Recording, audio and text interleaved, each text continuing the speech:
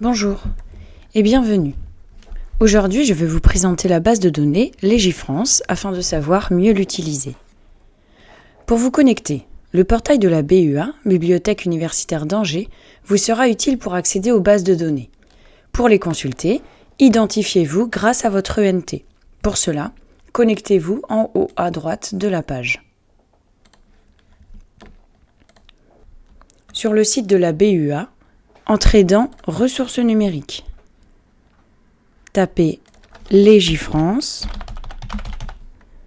dans la barre de recherche, puis allez à la ressource. Vous accédez ainsi au site Légifrance. Sur le site Légifrance, vous disposez de deux modes de recherche. Tout d'abord, pour effectuer une recherche classique, entrez vos mots-clés dans la barre de recherche située au milieu de l'écran. Cette action vous permet une recherche multifonds. Par défaut, elle s'effectue dans tous les contenus. Mais vous pouvez sélectionner un fond précis en déroulant l'encart tous les contenus.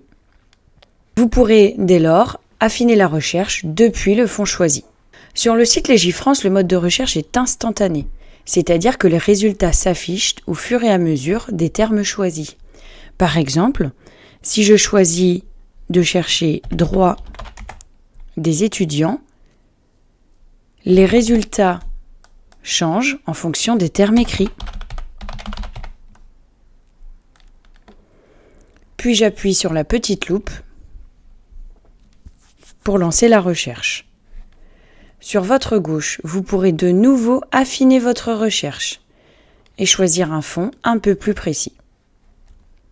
Pour effectuer une recherche avancée, cliquez sur « Recherche avancée » située en dessous de la barre de recherche.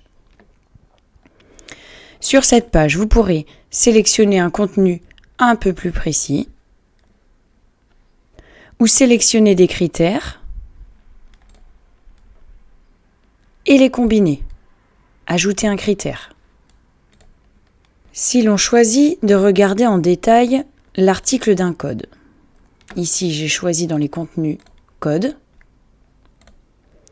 je choisis le code en question, prenons le code de l'artisanat, je déroule, lancez la recherche.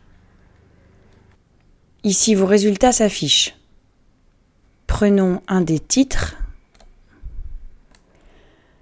Sur cette page, on remarque que le site Légifrance nous offre la possibilité de copier-coller le texte, de l'imprimer. Vous pouvez également faire une nouvelle recherche à l'intérieur du texte en question.